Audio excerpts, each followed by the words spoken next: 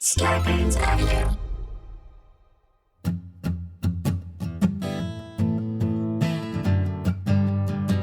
Coming to you live from our houses in Los Angeles, California, it's Nobody Listens to Paula Poundstone, your comedy field guide to life. Tonight, this is marketing. It is indeed. That sentence is our watchword for the rest of the show, and it's the title of Seth Godin's newest book. He's written 19 bestsellers, he's an entrepreneur, a marketing genius, and most of all, he's a teacher. He's here to teach us how to market this podcast. Would we still be Nobody Listens to Paula Poundstone if millions of people listened? Seth Godin will solve this existential dilemma. Plus, you've reached customer service. We listen to your complaints about our show. We don't promise to pay attention to them, though. I'm Adam Felber, the man who every week issues a call to action in the hopes that our conversation will travel down a conversion path and end with a sail of coherency. And now, please welcome the woman with the world's highest topical bounce rate, Paula Poundstone. Hey, guys. Hey, how are ya? Oh, I'm doing great. Oh, so nice to be here in my hot, sweaty room in Santa Monica. Yeah, and I'm here in Valley Village, California. I'm loving it here. I want to welcome tonight's house band from all the way over in Oakland, California. That's Eli Wise on the guitar. Yay! Thank you, Eli. Hey, Eli's a proud nobody, and he will be our house band all night. Terrific. Now, how's it been, Paula? How's it hanging? Good. Everything's good enough. Adam, was it on our show where someone said, or did I learn this off of like a Snapple lid or something? This new idea that cats meow only because of humans. Have you heard that before? No, I have not. It definitely wasn't on this show because I've got a relatively good memory for this show. Okay, there's a theory that... And I don't think we've ever mentioned cats. No, that's the sort of thing we would never bring up. There's a theory that right. I've heard, except for I Yes. think I've heard it not as a theory, but like, this is a true thing, that cats only meow to communicate with humans and that they didn't, like, it's only because of us that they started doing that. And when I first heard it, I was like, wow, that's really interesting. And now I think about it, I think, well, that's ridiculous. They What do you mean? Well, why would nature have given them vocal cords at all?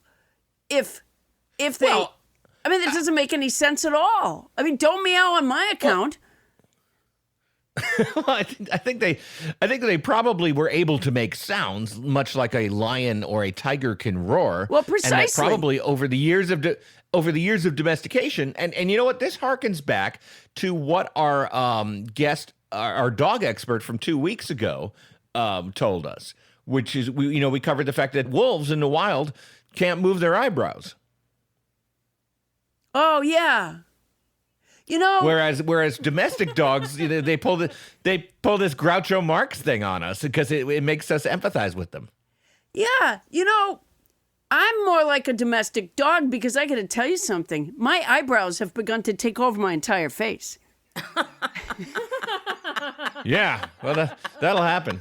Yeah, And I've been thinking, I actually had to call a gardener to help me with my eyebrows. Really? Yeah. Like a weed whacker Yeah, kind of gardener? exactly. Yeah. That's how out of control it's now- gotten. The neighbors have started What to complain. The neighbors have started to complain about my eyebrows. That's how overgrown they've gotten. I have no idea what. Wow. And I'm not one of those people who like ever That's a shaved lot. them off. That weird thing that people do where they shave them off and then they draw them in or have them woven. Right. So I don't do any of that. One time I was walking in Beverly Hills a long time ago and I was going past this business that was, what do they call that? The eyebrow thing? Eyebrow weaving or something? Sure they do. I don't know. Eyebrow waxing? No, not eyebrow waxing. What's the thing? Isn't That's it? the opposite of what that is. Isn't it like weaving? Tony, Yeah. what is it? I think there's Tony Anita Hull knows. Threading. Tony Anita Hull, we're going to Thank you, introduce you in a Tony. minute, but Threading. threading. Yeah. Threading. And the person who owned the business, I presume, had a sign in the window. Say his name was like, I don't know, John Daly, right? It said, I was born into the world to thread eyebrows. And then it said John Wow. Daly. And I thought, on what day of one's life do you realize that? Like, how old were you? You know, how, like, when people are, you know, they begin to discover their sexuality, they go, oh, I knew since the 3rd grade. Like, when do you realize that you're born into the world to thread eyebrows? And was it before eyebrow threading began? I think that's an important caveat. I don't know. We need to get an eyebrow threader on this show because I don't know anything about it, but I suspect that they might be able to help wolves out. Yeah, exactly. So wolves would be cuter. That also brings up a question, and yeah, exactly. That brings up a question in my mind. Is it that they haven't evolved it as we were told on this show, or is it that too many wolves get too much Botox? Well, that could be. Well, I think, you know, they just haven't felt the need to be cute, you know, whereas dogs feel the need to be cute so that they get rescued from a shelter, so they get a little treat. Right. You know, so they can be on the cover of a dog food bag. Every puppy, it is the dream of every puppy born into the world to be a logo. I think that's absolutely right. Yeah. And Paula, I would submit to you that same kind of list of things is not completely dissimilar to the reason why cats have evolved all those different vocalizations. You know, I thought you were still talking as a dog when you said I would submit to you.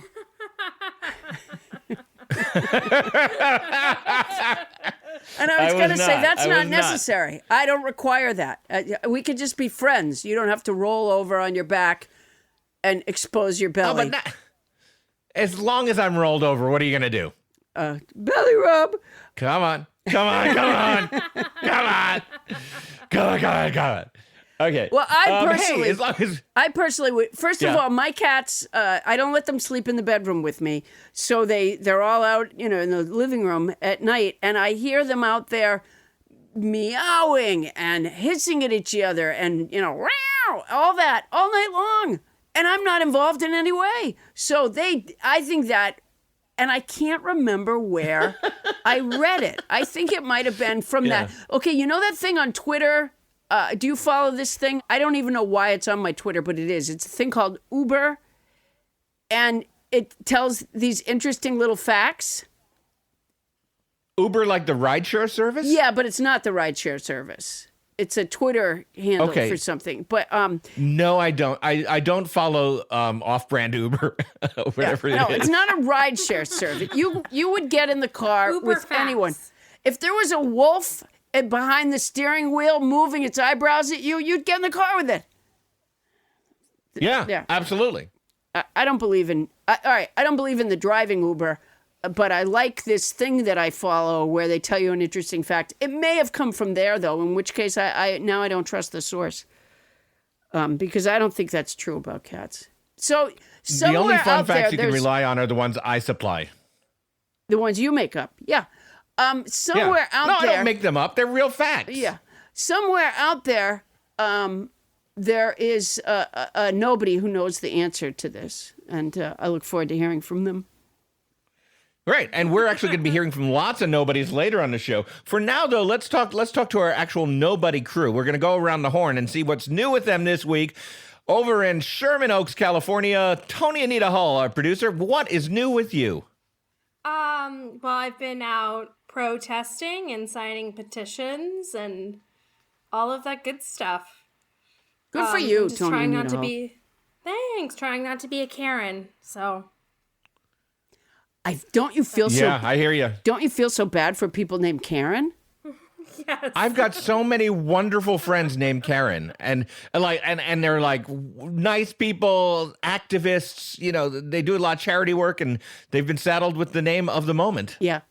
It's a little cruel. You would think they could have chosen something not as common either, because there's a lot of Karens being damned by that. Yeah. Karen Valentine, for example. Can't show her face. Karen Carpenter? Well, doesn't show her face. Not much anymore. No. Yeah. So good for you, Tony Anita Hall. Tony Anita Hall's the real thing, you know. She lives. She is. She lives She's there a real in her item. little Polly Pocket apartment with the Formica desk underneath the phone in the kitchen/office, and she gets an amazing amount of work done. Where is Captain Crinkle? Where's Bonnie?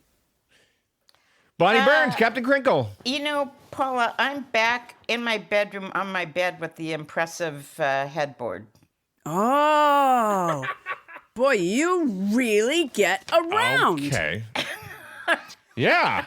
Barney, you were downstairs only a week ago. Yeah. Yeah, no, I've moved a lot. Yeah. This is like when you see... And that's probably... What? Well, this is like when you see a snail on the sidewalk in the morning, and then that night you go out, and it's, and it's near the doormat, and you're like, whoa, look how far that got. And that's a lot. Tremendous amount. I'm still wearing the same navy T-shirt that you saw me wearing in the Zoom call that we did on Sunday, and I think the one on Wednesday. Yeah, they're gonna. Okay. Yeah, we'll leave that on so that when the EMTs come, they'll have to cut it off of you because it's. Yeah. When are you going to need the jaws of life to get her out of this T-shirt?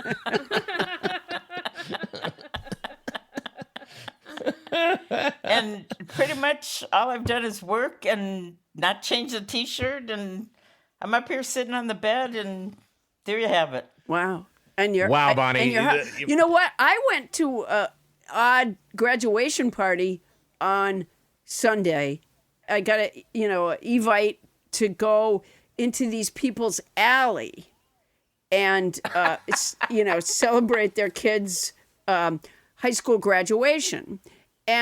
But I had my mask on, and I brought Mo with me, so I couldn't go near anybody anyways because she wouldn't tolerate it because I have the only mean golden retriever on the planet. It was as if she was protecting me from moisture droplets, respiratory droplets. Right. Every time anybody came near, That's she a was highly like, trained dog. But we had. So let's see. The family is friends of ours through our elementary school, right? So this is their youngest daughter finally, graduating from high school. So all the people that are there, well, of course, we're all wearing masks. And this one guy starts talking to me, and he goes, you know what? You are really funny. I'm sorry I didn't know that before. And I was like, well, I said, well, wow. I said, well, that's okay. I'm not worried about that, but thank you. That's very nice. And he talks for a little bit more, and I'm like, And we're kind of talking about the issues of the day. And then finally, he asked me about my son. And I kind of wondered why he even knew who my son was. And then I realized it was a parent from Thomas's kindergarten, but I didn't even recognize the guy. I didn't know who he was because we're all wearing masks.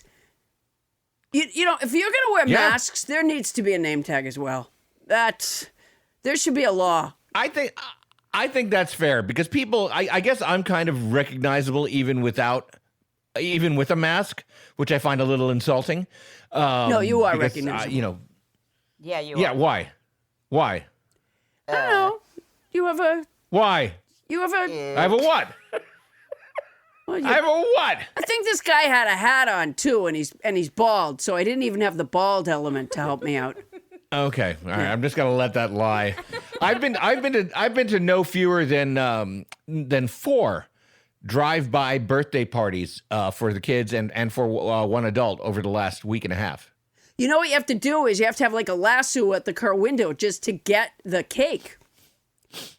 No, you know what? They like people are really learning how to do this, which makes me kind of sad. They wear gloves. They've got trays with like little favors and cupcakes for the kids. It's really tragic. You know what I did? I had gone to the dog park also on Sunday. So what I did was I stole the pooper scooper equipment. And when I drove by this party, I just swept a slice of cake right into the pooper scooper thing. Yeah. And then I got a distance away and was able to eat it without. I'm gonna get one of those portable Dyson vacuums for the next one, so I can just sweep up the crudités on my way by. Yeah. These are get like 9 pigs in a blanket. Yeah. By the way, you know who I would love. Yeah. You know who I'd love to have on the show sometime is Mr. Dyson. Oh, the vacuum guy. Yeah. I have a Dyson vacuum, and I've always felt that since I own so many cats and 2 big dogs, like, why haven't they sought me out? Because nobody knows vacuuming like I know vacuuming. We should have him on the show, and then he should become an advertiser. Tony Anita Hall, please get on that. Oh, she's on it. I can tell she's on it, right? Bonnie, I want you to be in your backyard by this time next week. That's your assignment. That's a long ways. That's a long ways for her to go. You were breaking up. Oh, he said he wants you to be in your backyard by next week. Oh, I see. You're giving me an assignment like to venture out. Yeah, that's a long ways to go. I just have to say, you've proven to be uniquely unsuited to this "So What's New with You" segment. Yeah. Well, I had the earbud thing. Yeah. Oh, the earbud. You know what? I stand corrected. That was a legendary "Nobody Listens to Paula Poundstone" moment. Yeah. For those of you who weren't here for it, and I urge you to go back and listen to it. I think it was show number 99 or 100. Bonnie Burns, a few weeks ago, noticed that she was having a pain in her ear. And it went on for several days before she bit the bullet, went to a doctor, and found out that she had the rubber end of an earbud embedded in her ear canal. That she'd accidentally abandoned there. I don't care about celebrating like our 100th show. Makes no difference to me. But I think a year from this episode where Bonnie got the earbuds stuck in her ear would be well worth. I agree. Developing a tradition around. You know what I mean? Like you give each other some sort of hearing protection or yes, antibiotics. It's a fantastic idea, I think. I figured out what happened. So this is like a warning for the nobodies. Okay. So, the little... Nobody needs this warning. No, they do. So the little silicone thing is like, you put over the earbud for comfort in your ear. And I was listening to the show, then I was really, really tired. So I yanked out the earbud and that came out and the little silicone thing stayed stuck in my ear. Then I didn't know it was in there. And, a couple of days, whatever. I just to take it out. I don't think that's much of a public service announcement because I don't think much of the general public is in any danger of yanking an earbud out and leaving a piece of it in their ear. I think the message is don't yank the earbud out. No, here's what you do. Every night, and this, Bonnie, listen as best you can. Every night, before you go to bed, you take your smartphone and you hold it beside your head and you take a picture of one ear. You take a picture of another ear and any items you find in there. It doesn't matter what it is. Yeah. So this is really a broader public service message. It'll allow you to be able to say things like, "Oh, so that's where I left that sock." Yeah, exactly. I'm going to try the picture thing. It sounds interesting to see what to look at what you'd see in there. I'm going to try that tonight. Okay. Just to see what that would look like. Oh. Indie filmmaker Bonnie Burns. I'm going to do the comparison to see if the one that had the bud looks any different still than the one that didn't. Yeah, there's gonna. You know what? Wow. Let you know. I want to take a moment here and promise our listeners that we will not be posting these pictures on our Facebook page. There's gonna be inside your ear. Your hair follicle, which is that's the whole thing for your listening. You knock the hair follicles down, you're done. They can't stand them back up again. It's not like baby teeth, but there's going to be, like right near the hair follicle, there's going to be a little protest sign that says, "Fuck you, don't put shit in here." All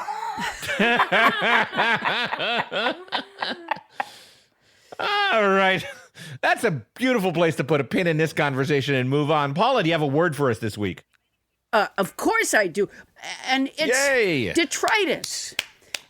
Oh, I love that word. It's a noun that means debris or waste material. Here, I'll use it in a sentence. When the city workers who drive the trash trucks spill detritus, they leave styrofoam peanuts, shredded paper, and plastic coffee cup lids dancing in their wake. And Adam, my vocabulary song has become so normal for listeners. It's almost comfort food, I feel. Here. Almost. Oh, it's almost comfort food. Here, hold on. I'm now. This is this week's vocabulary song. Here we go. This week's word is detritus. It's a noun that means debris or waste material, like the box from Reese's Puffs or even in the cereal. Last week's word was incommodious. It's an adjective that means causing discomfort or inconvenience, like when the meter maid doesn't show any lenience. The week before that, we had casuistry. It's a noun that means the use of clever but false reasoning. It's not wrong to eat meat if you use seasoning. Going back before that, we had augury. It's a noun that means a sign of what will happen in the future, an omen. After the Seder, the kids are going to find the afikomen. And not long ago, we had cavil. It's a verb that means make trivial complaints or objections. I don't want a condom on my boyfriend's erections. And this one's almost... and this one's almost in my head. It's a verb that means become used to something, especially something unpleasant, like not being in school to say present. Let's never forget Gallimaufry, which I used to pronounce wrong until nobody James Hyder corrected me. It's a noun that means confused jumble or medley of things. Hodgepodge, who's podge, hodgepodge. Okay. Oh, wait. Adam doesn't think my song is replicable, but I do. There you Adam go, Paula. doesn't think my song is replicable. Yeah. Replicable, but I do. I don't think those were the right I do notes. Oh, my gosh. You know, I'll tell you something. I'll tell you something. Yeah? I have become inured to that song. Oh, have you? Yes, I have. You know what I like about that song? And I think that's a perfect usage. No. It's a gallimaufry of words. They're not. It's not all nouns. It's not all adjectives. There's some that are a little more common than others. I like it. It's a confused jumble for sure. No, it's not confused jumble. It's that is the definition of gallimaufry. Oh, good point. Hello!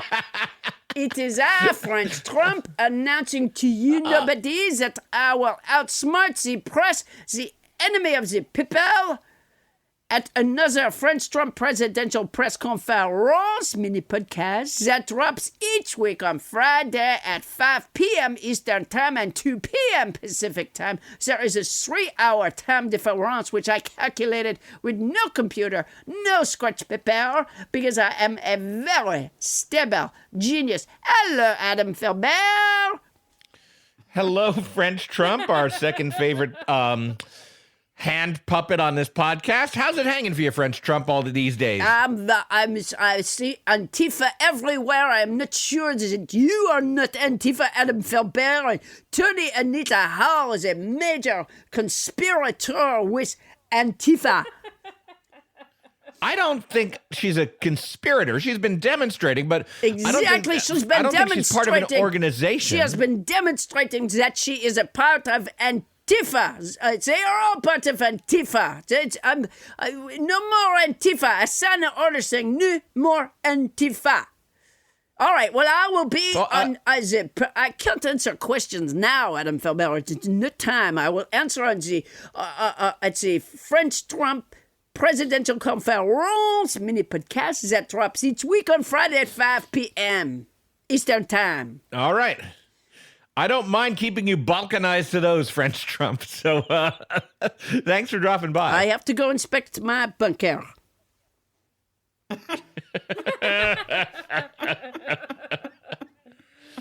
Oh, that guy, I tell you, Paula. Oh, a lot of bunker inspections. Yeah, he is the bunker baby.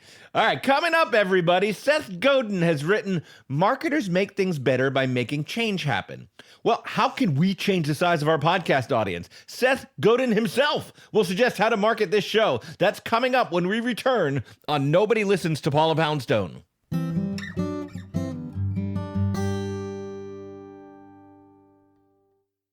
BetterHelp, the world's largest counseling service, has asked me to talk to you, yes, you, about something that's really important, which is your mental health and how to reach out and get help. Like, you wouldn't hesitate to go to a doctor for professional care if you had a broken arm, would you? Well, your mental health deserves the same attention.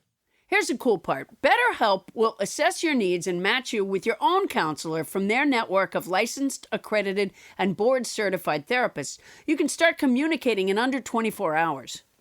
This is not a crisis line. It's not self-help. It is professional counseling done securely online. There's a broad range of expertise in BetterHelp's counselor network, which might not be locally available in many areas.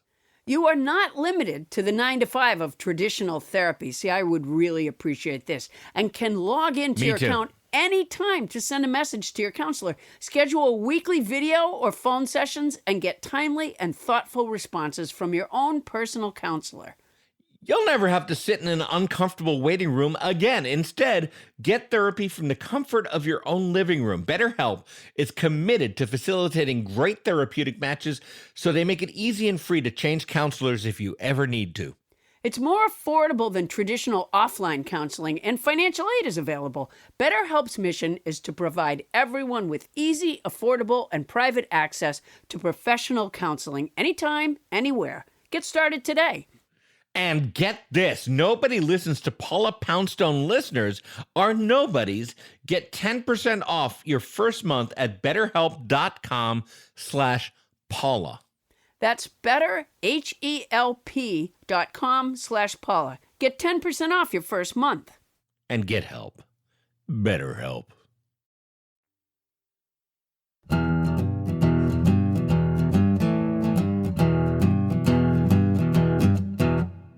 On this day in unremarkable history, William Rand said, "McNally, do I have to draw you a map?"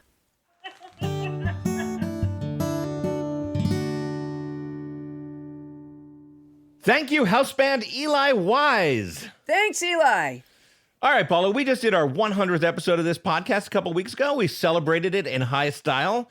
We've been marketing this podcast for 2 years now, but I'm here to say there's room for growth.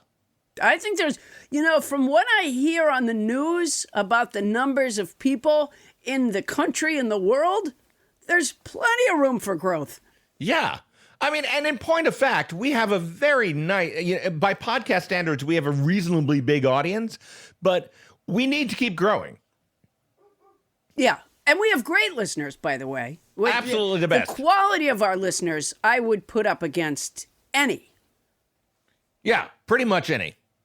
And this, and this is in every event. I mean, track and field. Sure.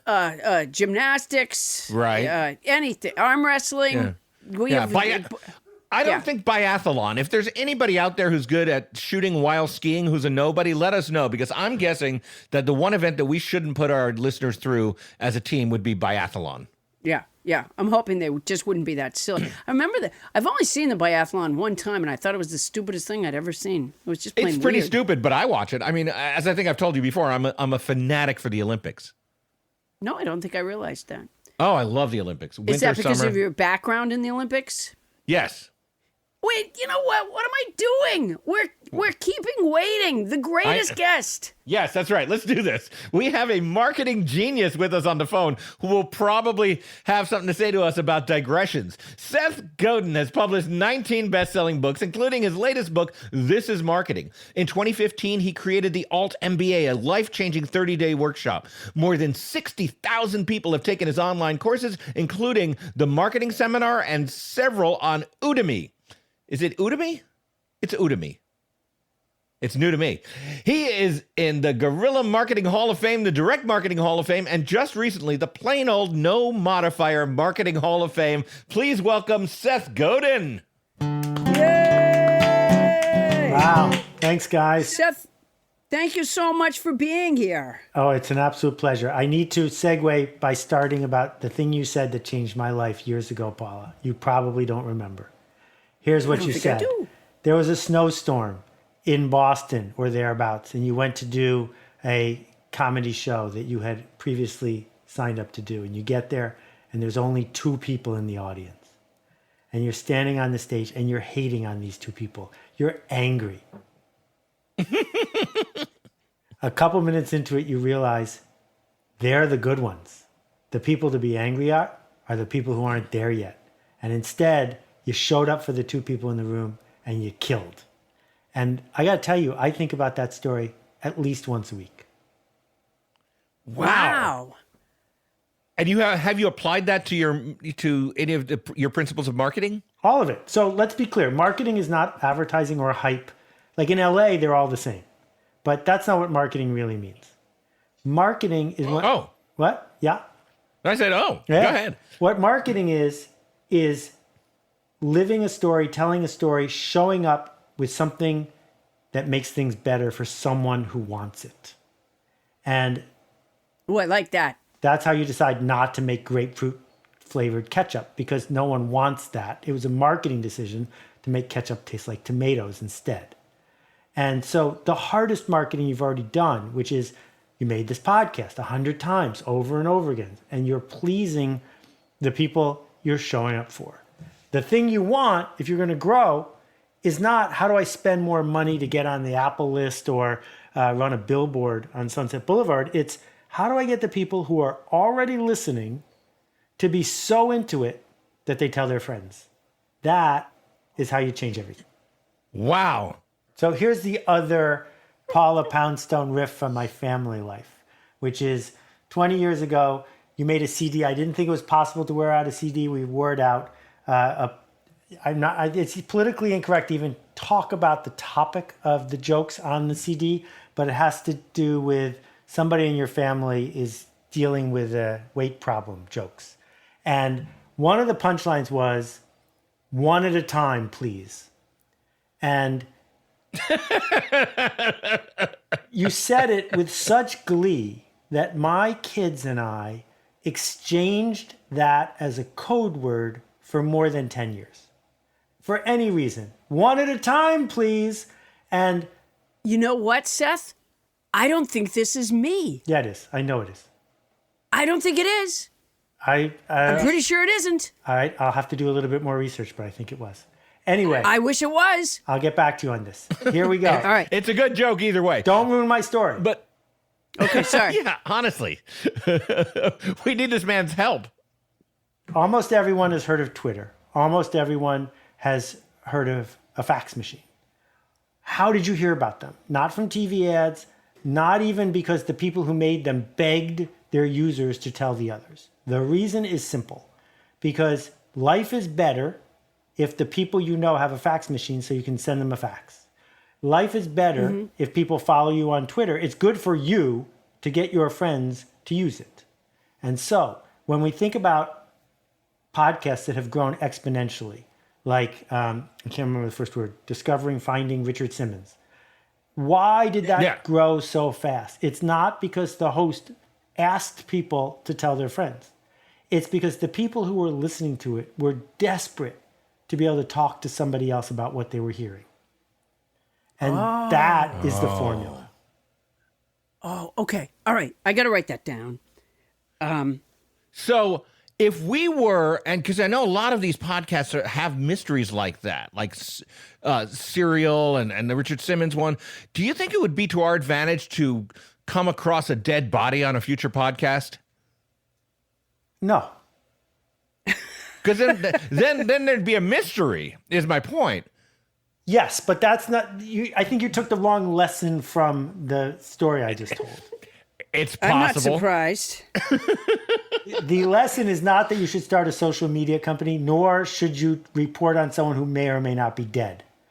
The lesson is to create tension for the listener that can only be relieved by having them engage with someone else. There's lots of different kinds of tension. And it's the tension of being able to share when you're feeling something generous that you want to share, or when you're feeling behind, or when you're feeling lonely, if you open the door to make it that they can share that, then they will, because it's good for them, not because it's good for you. Got ya. All right, this is a break. This is a major breakthrough right here. Now I need to interrupt myself because you foolishly gave me access to the internet while I was talking to you. And so, not that I wasn't paying attention, but on November 18th, 2005, 15 years ago, I bought a CD called New and Not Bad, Pretty Good Jokes, Prairie Home Companion, audio, parentheses, featuring Paula Poundstone, performer. There you go. Okay. I don't know if you got royalties, but that's the one Yes. that has One at a Time, please, on it. All right, I do have to confess this then. Yes, the way the joke show worked was that these jokes got sent in or researched or found. And Right. so I did read the joke. That's Got why I it. didn't recognize it. But you're right, then that was me. My mistake. All right. With the mask on, I can hardly even recognize me. All right, let me ask you this. So, should I be doing something different or marketing the podcast differently? What would be, if you took a look at where we stand, what would you suggest? If you took over our account, Right. what would you suggest? Okay, so we're going to go like 6 levels up here. If you think about let's. the problem that radio solved 15 years ago, it's I'm in the car, it's 11 a.m., oh, wait is on, or whatever. There's only one show that I like, and it's on once at a time. And what podcasting did is blow that up completely. And Right. there are now millions of podcasts. So if we average the number of podcasts into the number of people who listen to podcasts, there's about 250 listeners per podcast. So if this podcast has more than 250 people, you're above average, Paula. Now, We're definitely above average. you're way above average. So the question then is, what are you trying to accomplish? If you're trying to sell ads and get to scale like a radio show can get to scale, you're going to have to pander to the masses, and you will hate that. Because what makes them the masses is there's a lot of them. And by having them be a lot of them, they're average. That's the definition of average. The alternative is to be specific. And if you're going to be specific, you say, I don't want everyone. I want someone. I want people who would miss me if I didn't show up next week. I want to be peculiar. And to be peculiar, to be the one and only, means leaning further into that and making it less like every other podcast. And the goal is to find what Kevin Kelly calls 1,000 true fans. 1,000 people who, if you asked them to send you $100 for something, would do it. 1,000 people who would back you on Patreon. 1,000 people who will tell their friends if you ask them. Because that's actually enough to get started. And if you get to 10,000 true dyed-in-the-wool fans, you're doing great. I like that. And so Now let's say we want more. Right. So, but the answer to more is the more peculiar you make it, right? If you think about the legends of music, they're not the Monkees. They're the Grateful Dead and Bob Dylan. Because the Monkees went straight for the middle. And yeah, Last Train to Clarksville. But mostly it was average music for average people. It is possible to get ever more peculiar until you've gone so far to an edge using the freedom you've got that people can't help but talk about it. So every time you find yourself tempted to make it sound like everybody else's podcast, you should run in the other direction. Oh, Interesting advice. Yeah. Wow, yeah. Now, I heard you talk in one of the talks about finding sort of specific customers. Can you explain how you might decide which potential listeners those are? Which I like, actually. I like that a lot. Because you know what? Here's the thing. The audience that comes to see me in theaters and the nobodies are literally my best friends. I love them. People write to me. We have really funny interactions. The people who post on Facebook, which is, the little ways in which I know them, but also what people say to me when they come up to me. They are really, really cool and fun. Yep. So you're right. I don't necessarily want everybody, but are there people that I don't have that I would target in another way? So the thing is, if you said to the nobodies, if you can assemble 100 other friends, I'll come to a house party for you on Zoom for 15 minutes. The nobody who's applying to you for the privilege of doing that knows their status is going to go up with their friends. And they're going to hustle like crazy to win that contest or to be one of those people who becomes a node in building the network, right? But the magic of it is you're not racing down the highway that everyone else is on. You've already got this smallest viable audience. That's what I call it. So, my podcast, which is called The Kimbo, I've just crossed 100 episodes as well. I have never had a guest. I record it in the shower of my home office by myself on a Zoom recorder. That's the whole thing. You don't get shocked? I don't get shocked because I don't turn the water on, Paula. Oh. We can go over some of the tech, but the point is, I got 100,000 listeners. I don't want 1 million listeners. It's for them, and knowing that I have that relationship and being able to go say, this is it. It doesn't sound like anybody else's podcast. I do the things you're not allowed to do or supposed to do on podcasts. This is what I do. It's for you or not for you, and you can organically turn it into something that you want. Because if your goal is just to cash out, you should go work for Goldman Sachs. Right. They're not going to hire me. Trader Joe's didn't. No, this is true, Seth. I see what you're saying. And I really, really like this. I mean, the truth is, I have spent my career trying to be more and more myself. Yeah. You're very good at it. Everyone else is taken. Well, as it turns out, yeah. Okay, I did have a friend who used to say, "I'll be frank," and then she would go, "No, you're frank." All right. Do you think that your marketing philosophy will change at all with the damaged virus economy, or it's just more of the same?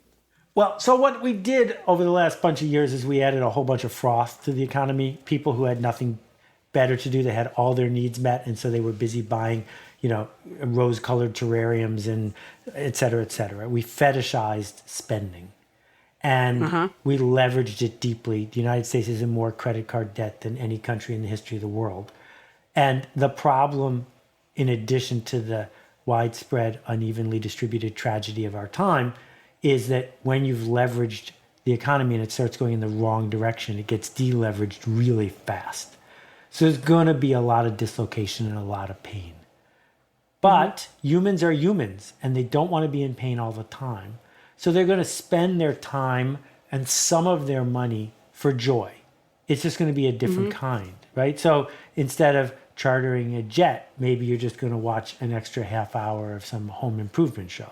But you're still doing it for the same reason, to be part of something and to feel like you are living. And so I don't think my strategy changes one bit. What matters is not how much is the item and where did you buy it. What matters is what's the story you tell yourself, and how does engaging with any nonprofit, for-profit, political cause, thing you can buy, service, how does it make you feel? Wow. Yeah. All right. Now, I noticed that on your Seth Godin's Marketing Secrets video, you got thousands of thumbs up and 61 thumbs down. Do you care?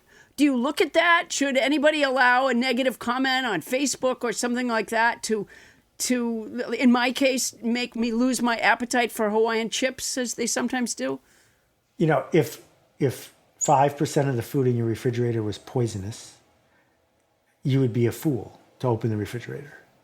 And I made a decision a long time ago to stop reading my Amazon reviews, good or bad, because I have never, ever met an author who said, I read all my 1-star reviews and now I'm a much better writer than I used to be.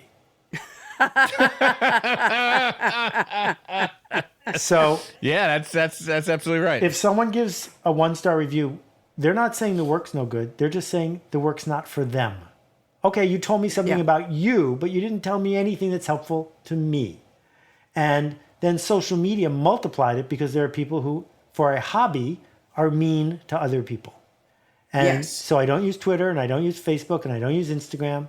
I publish some of my work there, but that's all. Because my job is not to show up and have the people amuse me.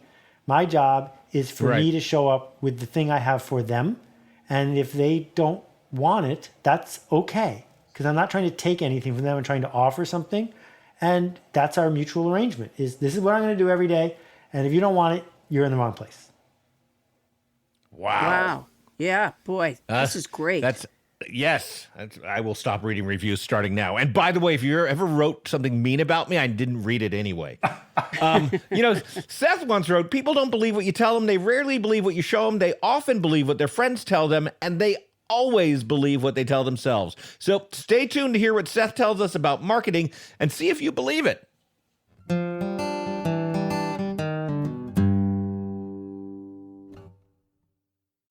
We all want to do the right thing to keep our bodies healthy in the long run. But even if we try really hard to eat kale salads and drink green smoothies, we're still most likely not getting all of the essential nutrients we need on a daily basis. Enter Ritual, the obsessively researched vitamin for women. Ritual's essentials have all the nutrients most women don't get enough of from food, all in their clean, absorbable forms. No shady additives or ingredients that can do more harm to your body than good. 2 easy-to-take capsules provide 9 nutrients you need to supply a strong foundation for your health. Now, Paula, you've taken these. I have taken them, and I don't know, I felt better. Plus, I like this easy-to-take capsule thing. You know those pills that you take them in the morning and they seem to be still stuck in your throat late at night? You know? Oh, yeah. You know, the vitamins that I like to call... if you're our own Bonnie Burns, they might be in there. Yeah. Oh, right. Well, they're in her ear. She's just she puts everything in her ear. Yeah, you know those vitamins that you take it and then you go like... Yeah, those vitamins. Those aren't good. This is better. So yeah, I've taken Ritual vitamins and felt a little more energy, a little more pep in my step. D3 to omega-3, Ritual's essential for women, helps fill gaps in women's diet. Their no-nausea capsule design is gentle on an empty stomach, and there's a mint tab in every bottle to keep things fresh, so you don't get that fishy aftertaste common with most omega-3s. That's right. And you know what? The no nausea capsule is essential because my wife, Jeannie, has been taking these and she is usually nauseous in my presence. But while taking these, I didn't notice any increase in that. Now, for obsessive label readers, all of Ritual's vegan-friendly, sugar-free, non-GMO, gluten-free, and allergen-free ingredients and their sources are out there for the whole world to see. A subscription is easy to start and it's easy to snooze. It's only $1 a day to have all the essential nutrients your body needs delivered every month, no strings attached. And keep in mind, we can only make this ad for so long. Like, we can't just go on and on and on. So they're not even listing everything that's not in there. There's a world of things not in there. There's so many things that are not in there. There's no battery acid in there. There's no... I mean, there's arsenic. There's stuff that's not in there. But the stuff that is in there is very good. Better health doesn't happen overnight. And right now, Ritual is offering my listeners 10% off during your first 3 months. Fill in the gaps in your diet with Essential for Women, a small step that helps support a healthy foundation for your body. Visit ritual.com/Paula to start your ritual today. That's 10% off during your first 3 months at ritual.com/Paula. Don't wait until it's too late to take care of your health.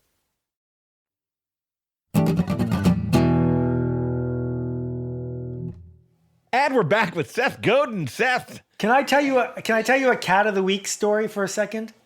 Yes, please. Yeah. So when I was Totally. a book packager, what book packagers do is invent books that, because it wasn't enough, hard to believe, in the 1990s for publishers to publish. They needed new stuff, hard to believe. And one of the ideas I came up with, which never got sold, was You know the book Who's Who, like Marquis Who's Who Among American this or American that? Oh, yes, Sure. yes. I wanted to do Who's Who Among American Cats. And the idea was you would mail us a picture of your cat and $20, and we would put them in this big, thick hardcover book suitable for your coffee table. That is a brilliant idea. You can have You should do it That's a great now. idea. It's all yours. It's really a great idea. And by the way, what's 20 times 11? My cat Haskell years ago was Miss December, I believe it was, in the Purina cat calendar. And I've never been prouder. Yeah. It was so exciting. A little profile of her, and it was very exciting. Yeah. Now, I thought I heard you say that you answer all your emails. Is that true? Okay. We're broadcasting now. Do not send me email. If someone is listening to this, I need to say that if you send me email, there's a 1 in 4 chance that you will spontaneously combust or possibly the computer could backfire and electrocute you. I heard you say that you never answer emails. Is that correct, That is Seth? correct. I counted. And what's that address again? I counted the other day. I've answered 134,000 emails. I'm going to stop. It's out of control. Wow. Yeah, it's very hard to wow. do. It's very hard to do. Eleanor Roosevelt, I believe, I could swear I heard that she wrote something like 50 letters a day. Now, they maybe have been brief. It might have been, thank you, how lovely. I'll tell him, thank you. Actually, I thought you were going to wow. say she answered all her email as well.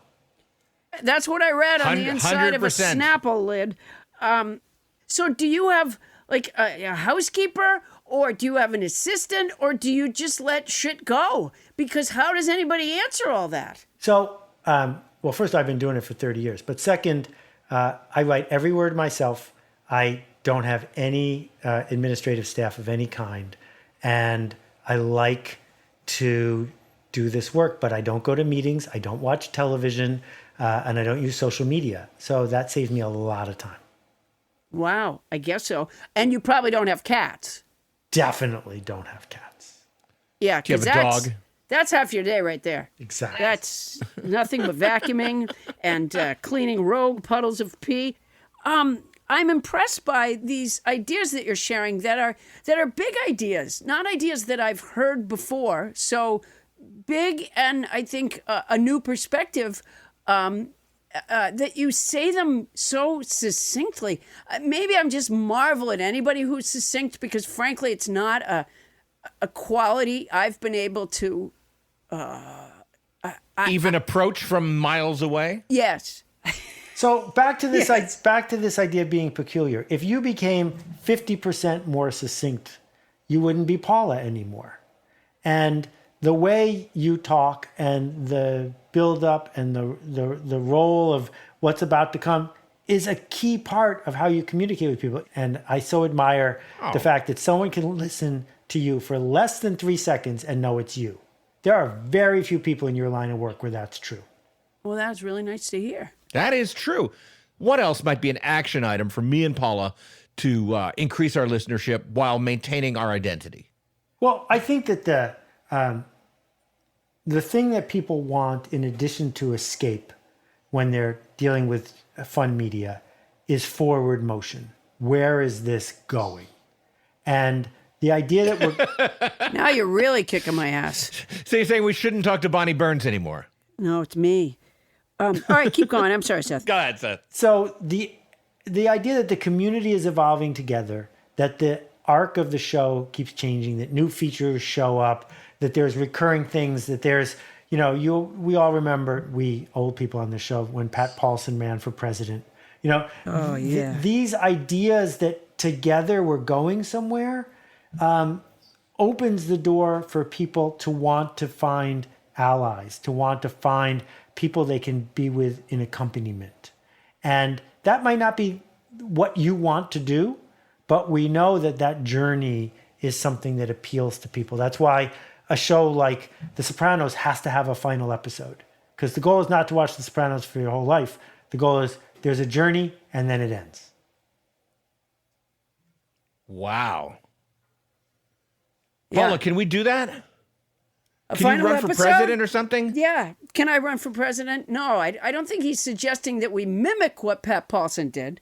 Right. Okay, I'm taking the wrong message. I used to have a Pat Paulson for president poster in my bedroom when I had to be before the 4th grade. And what's weird is that had he run this last time and won, we'd be in a different place right now. For sure. And a better one.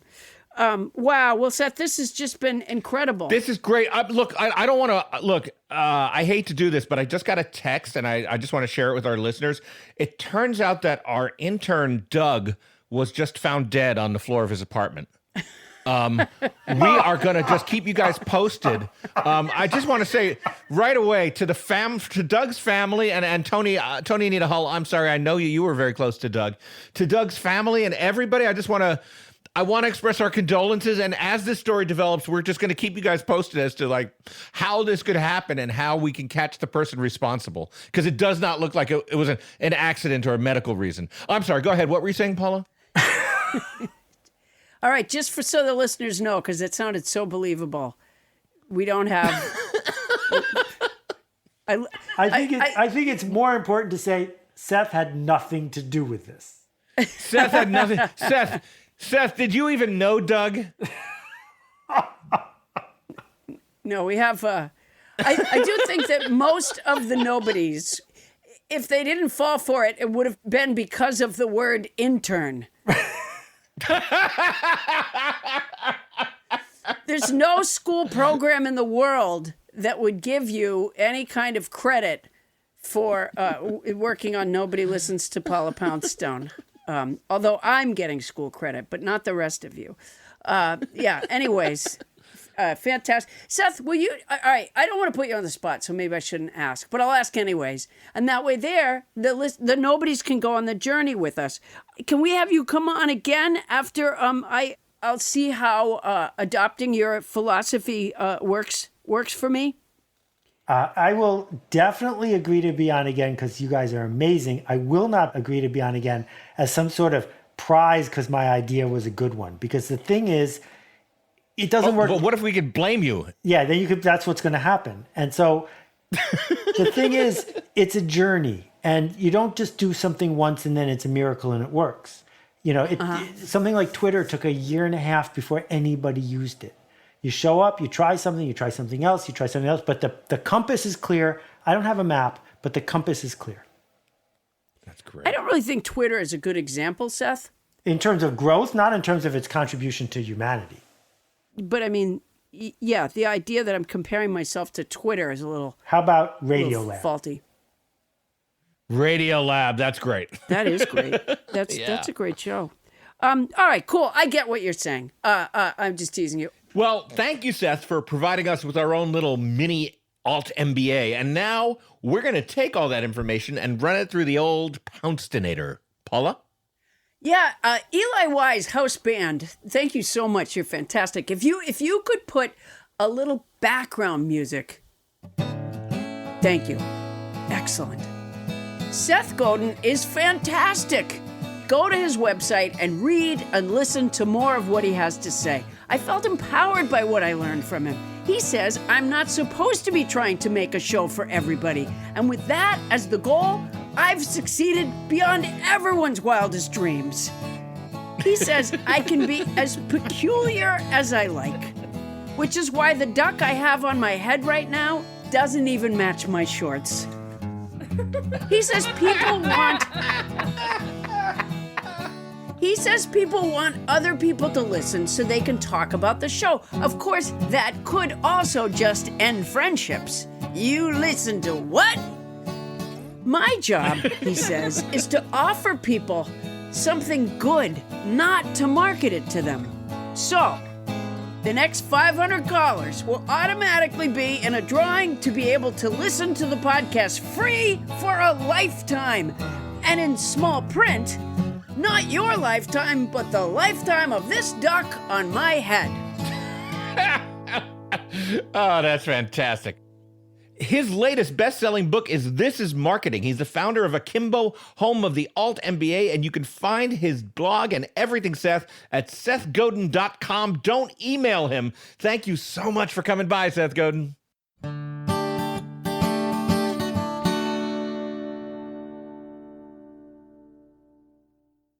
Attention, all Starburns audio listeners. This is Cliff Dorfman from Stuck at Home with Cliff and Jason and The Cliff Dorfman Show. You know, when I was growing up back home in Merrick, Long Island, trying to plot my career for world domination in Hollywood, I would have killed for any kind of roadmap, something to lay out the path that had been blazed by all these other artists before me.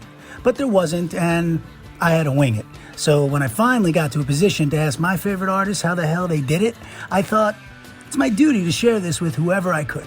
So that's just what my co-host, Jason Smith, helped me to do. Every week, Jason and I put to record the journey of some amazing, prolific, and talented actor, artist, comedian, creators, writers, and directors to discover the critical and more often than not similar ingredients to their story that got them to where they are today. It's a deep dive that uncovers events and moments that surprise even our guests. We not only draw a solid blueprint of success from each artist that can be applied to your own personal journey, we structure the narrative of the artist's own Hollywood legend. Check out The Cliff Dorfman Show wherever you get your podcasts, or join us live daily at 3:30 p.m. Pacific for Stuck at Home with Cliff and Jason on the Starburns Audio YouTube page. If you don't like it, I will personally send you all of my overdue library books from high school, along with a thank you note for the lovely fucking blender.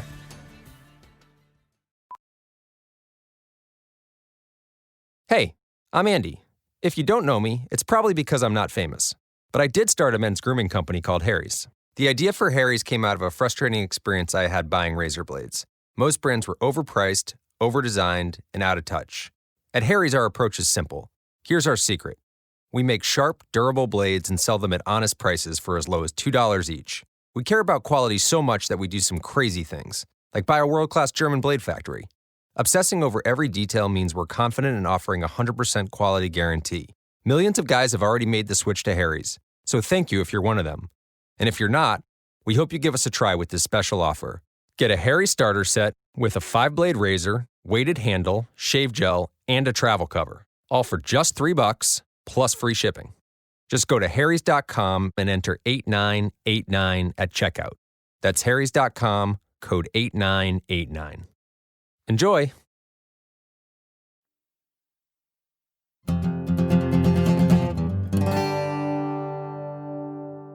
Fun fact, the state sport of the state of Maryland is jousting.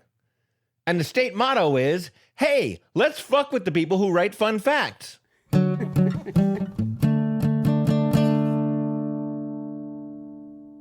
And we're back at Nobody Listens to Paula Poundstone. Thank you to our house band, Eli Wise. And Paula, one story we're tracking right now is the sudden and unexpected death of our intern, Doug. And I know a lot of listeners out there are thinking that they never heard Doug mentioned before today, and that maybe Adam just made him up, and maybe this sounds like an obvious and cynical attempt to grow our listenership by pathetically emulating all those insanely popular true crime podcasts. But I just want to say to everybody out there, nothing could be further from the truth. We're just trying to keep abreast of this really, really harrowing developing situation. Yeah. Doug came to his end not long ago at all, and yet I barely remember him already.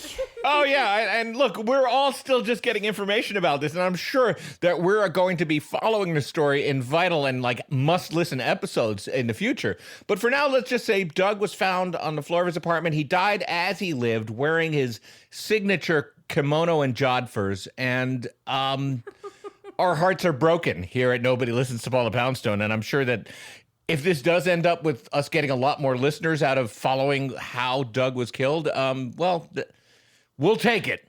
But that's not what we're about. Adam, do you think it's because we've been recording from home that I've sort of forgotten Doug entirely?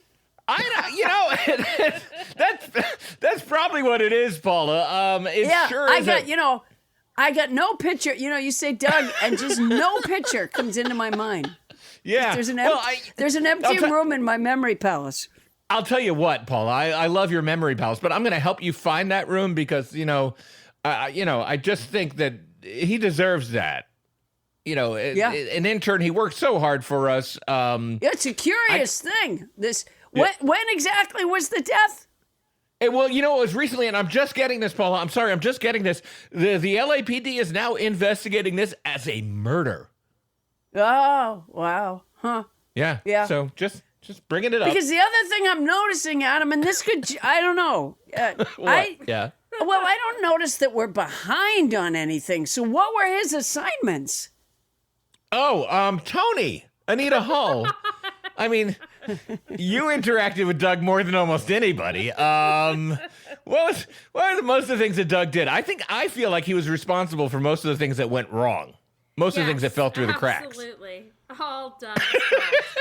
All Doug. Yeah, I don't want to dishonor the deceased, but, you know, Doug it's really... Hard, it's hard to put into words what he did. Yeah. Yeah. Would you say he was kind of the spirit of the show?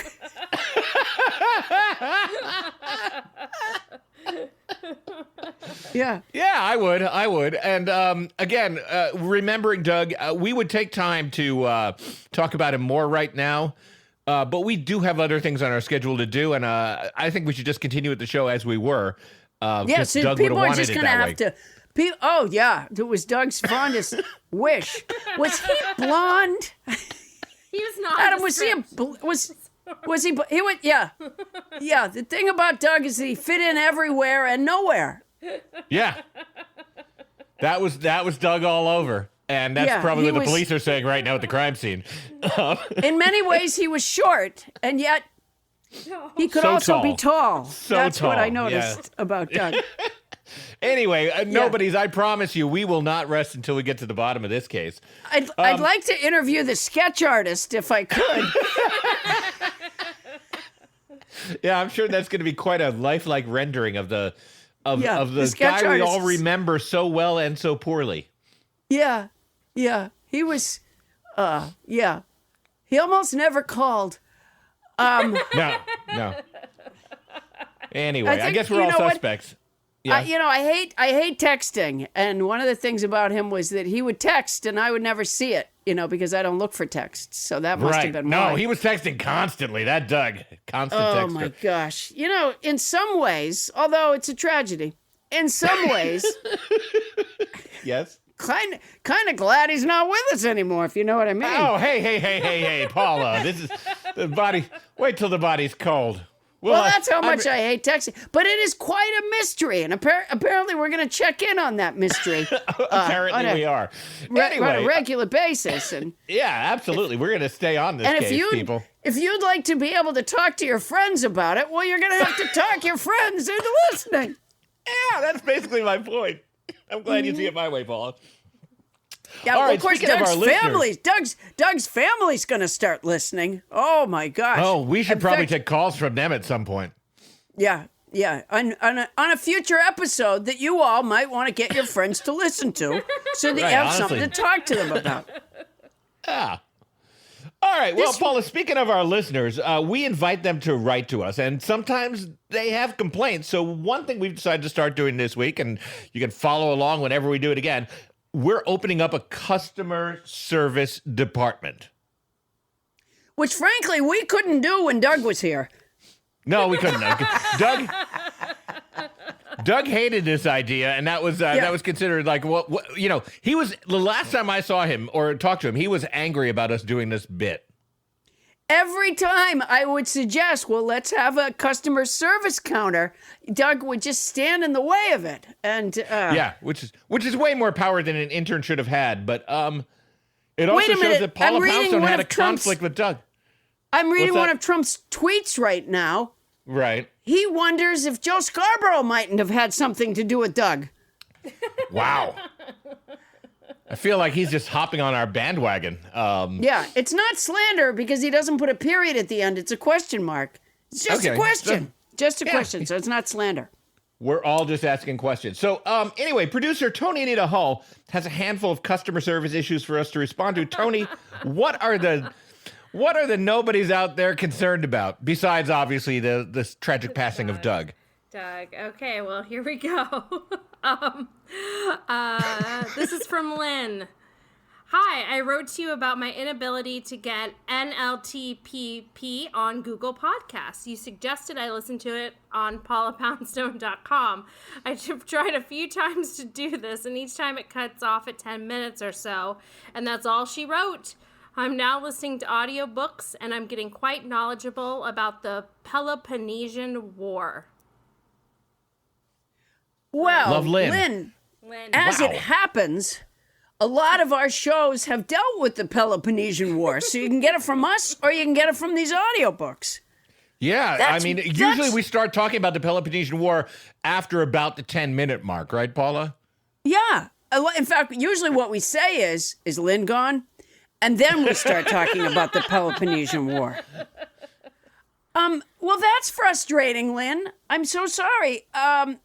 Is there anything else we can help you with? No, because it's up. The website is up, Lynn. I'm sure of that. Because Bonnie Burns got It's up. our web guy to get it up there.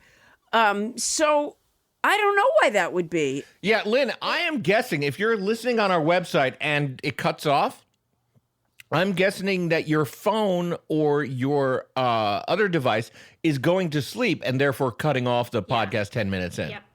Or there's another possibility. Lynn What's that, herself could be going to sleep. That has happened. And there's nothing we can do about that. You know, Lynn, I've been told by a professional that my podcast isn't for everyone. And for some people, only I think 10 Lynn minutes is really of trying it. to listen. Yeah. Yeah, well, the frustrating thing about this is here we are talking to Lynn, but she can't listen unless we did this in the first 10 minutes, and we didn't. Yeah. But you know what? If somebody out there knows Lynn, please try to tell Lynn, ask a friend who's more tech savvy why she can't listen to the podcast. Or how about this? If you're at like a bus stop and you're 6 feet away from someone who's talking to you about the Peloponnesian War, ask them if their name is Lynn and Yes. tell them that we said, please try again. We don't understand why it's not working. It could be that her device is going to sleep. That's right. Or she is. All right. Or she is. Well, that's settled. Thank you for your complaint, Lynn. And thank obviously you, you'll never hear of this. Go on. Tony, what's next? This had a subject line of Paula, no need to shout. And the email read, For me, your funniest lines are delivered in a low voice. Richard. Okay. Really, That's asshole? Wow, that proves it. Wow. So, Paula, I guess you're shouting a lot? Yeah, you know what? Richard's mother sucks dick. Wow. And Dick is a nickname for Richard, so that's more of a calumny than you even intended. It's a calumny. That's what it is. Richard, Paula's, many of Paula's humorous lines are said at a high volume, and they're equally humorous as to her low volume lines. I'll keep that in mind, Richard. I'm kidding. It's a well, you know what? Sometimes even Wendell says to me that I do shout into the microphone. And, I do too, He's to be been fair. fired on it for that repeatedly, but since I can't fire Richard, okay, I'm gonna try to be aware of that, Richard. No mistake. taken, Richard. I shout a lot too, so let's. But I've never been accused of being funny by you. Anyway, Maybe Richard's a guy who just doesn't.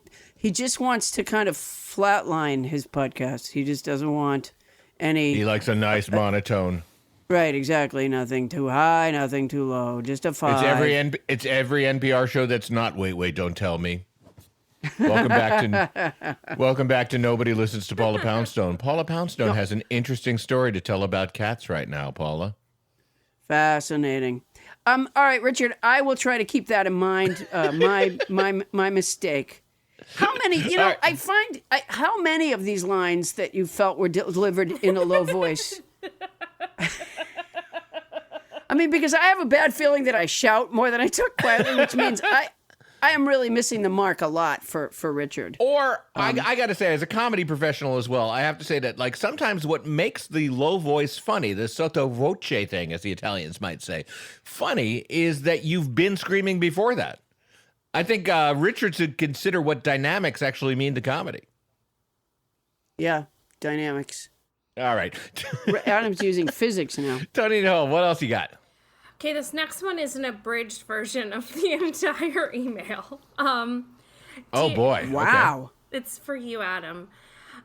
Dear Adam Felber, who is on every show, I tried to read your book. I couldn't. You've taken experimental writing to the edge of a cliff and pushed it over. You owe those friends of yours who wrote the glowing blurbs huge favors. Or perhaps they are just easily entertained.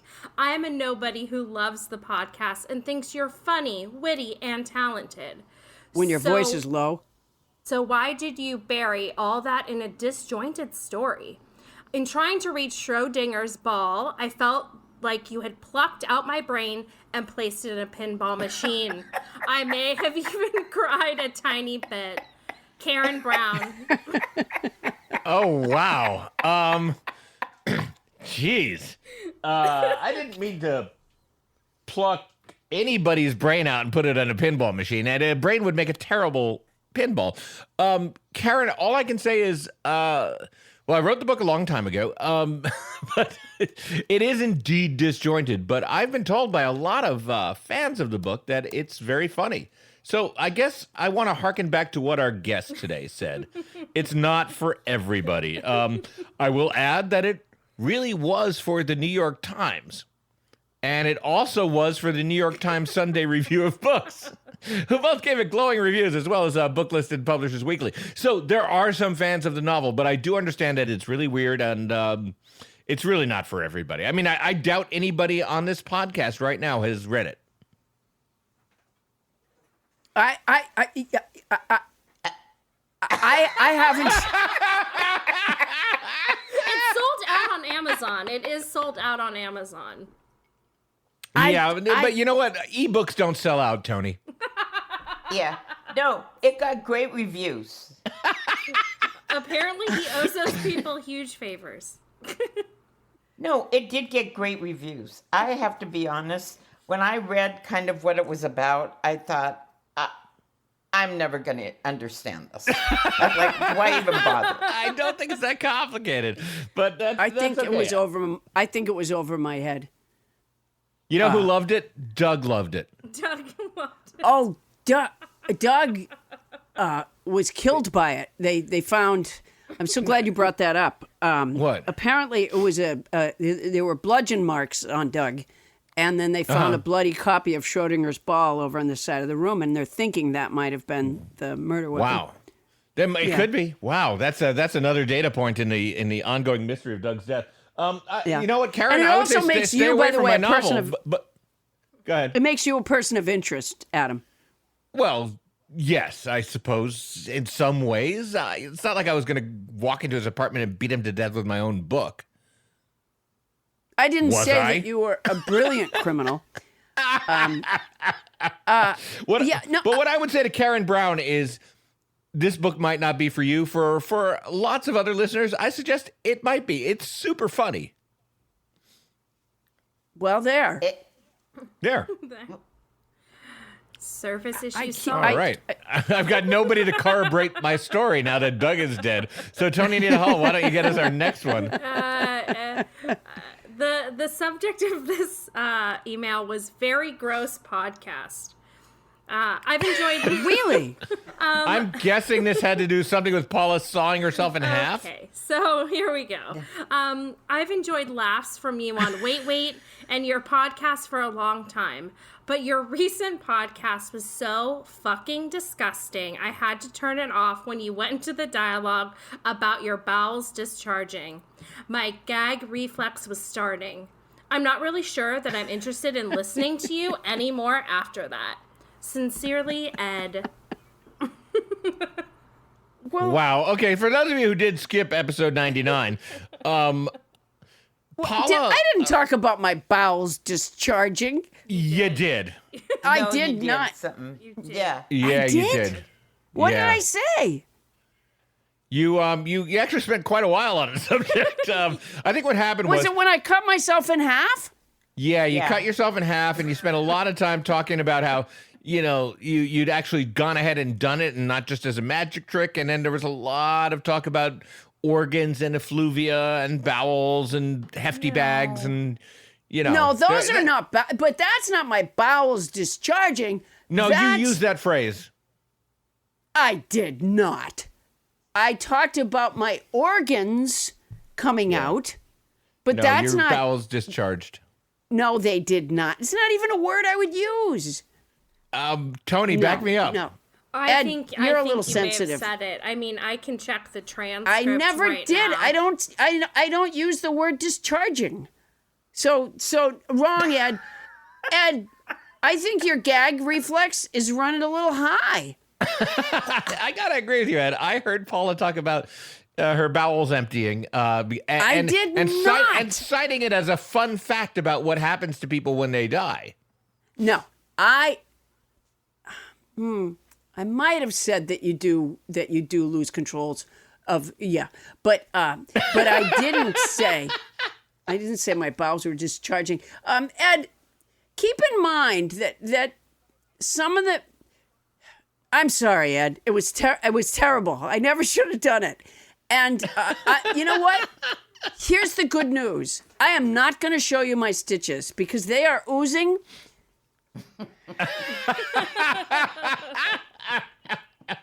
And that is sure to make I think, Ed, your gag reflex is just really too, sensitive. And I think that's a great way to provide excellent customer service. Just tell our customers they're too sensitive.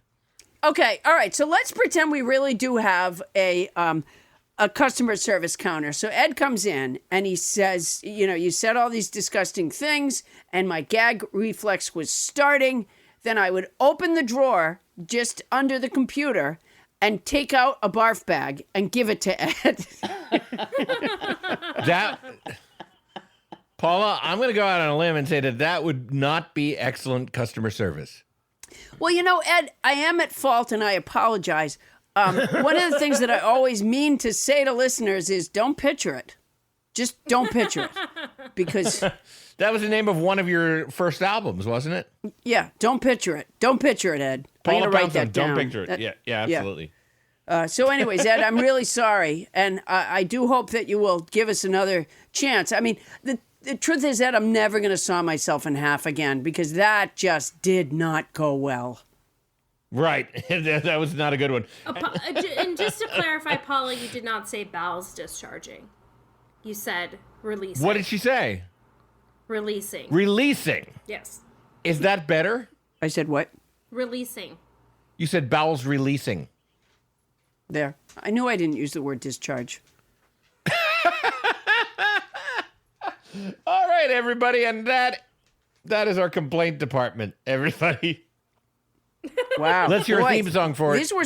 These were some harsh complaints. There were others. And can I say the nobodies are starting to write, please don't read this on air when they complain.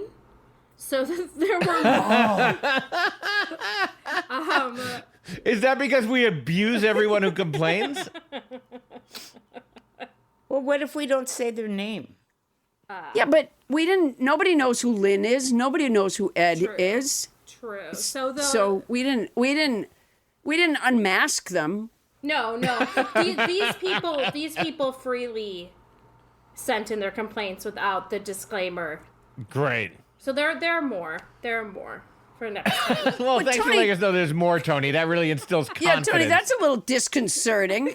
Great. I think this just proves that I have met Seth's bar in more ways than I had realized. Yeah. Which is, I'm being myself, and people are turning away. Well, I do want to note that there were no complaints, not a single one, about the Poundstone product line, right, Paula? Oh, yeah. My store is at PaulaPoundstone.com. You can get the Poundstone Pussy Pillows, and now might be a very good time to grab a copy of my book, The Totally Understandable, The Totally Unscientific Study of the Search for Human Happiness, and the rest of my books and CDs, and new to the website, Prescription Laughter Videos. So the website is up. That's great. And this would be the point in the show when I would usually plug my novel, but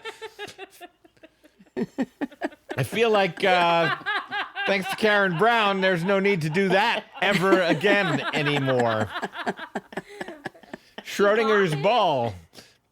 Yeah, she did buy it. So thank you for that, Karen Brown. No, she may have borrowed it.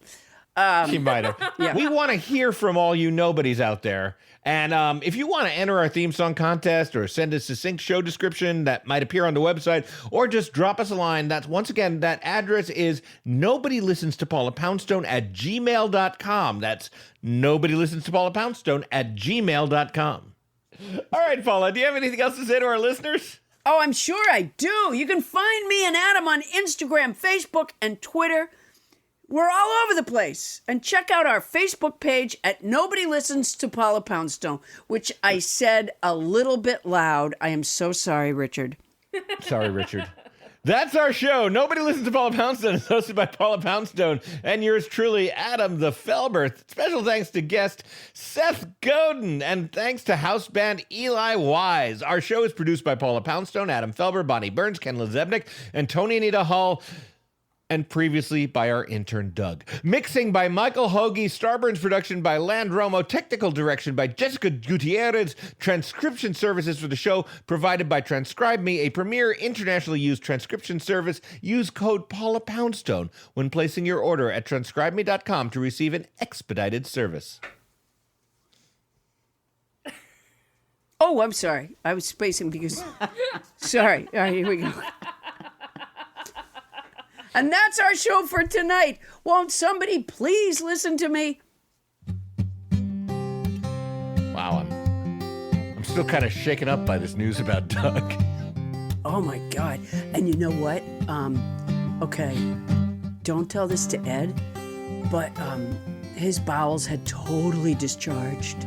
Wow, have you read the police report? When they found him. I read the part about the Schrodinger's ball book covered in blood just over near the couch, and the marks on his head where he was bludgeoned fit right in. Yeah, well, that's circumstantial at the moment. I read the part about him being found in his signature kimono and jodhpurs, and I got to say, since most of the time I've seen him lately, it was via Zoom. I knew about the kimono, but not the jodhpurs. Yeah, no, I didn't know about the jodhpurs. Do you know why I'm talking really quietly right now? So you don't offend Ed? Richard. I'm trying not to offend Richard. Oh, right, Yeah. right. I get so confused.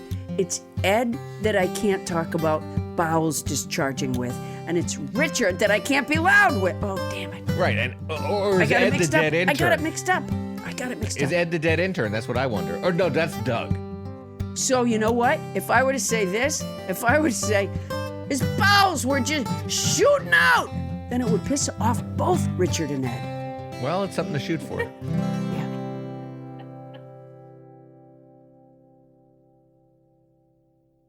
Starburns Audio, a podcast network.